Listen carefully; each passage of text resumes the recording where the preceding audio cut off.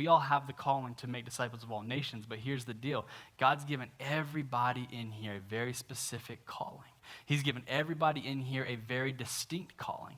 You know, I'm a youth pastor, and there are other youth pastors in the world. Yes, we have the same general calling, but there are very distinct youth pastors. There's some that work in the inner cities. There's some that work how I work, the two different ones. And I have a very distinct calling to that group of people, to that person's group. And for us, in your family groups, in your work lives, you guys have opportunities that a lot of people don't have the opportunity to speak to on a daily basis. It's up to us, as God has enabled us and has equipped us to make that happen.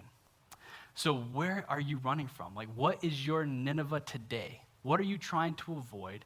And how can we get back to where God has called us to be, right? Luckily, he doesn't send a big fish to swallow you up and spit you out in front of their front door, but this is probably more of a, let me prepare you. Let me grow you. Let's get you ready for what I have for you, because of these small preparations is leading you for something greater.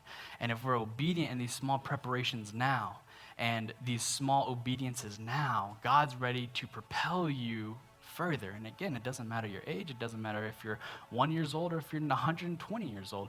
God's ready to utilize you, and he wants to use you, because our calling and your calling is never over. From a person that just started following God to a person that's been following God for years, God's wanting to use you. We just have to be willing to listen to him.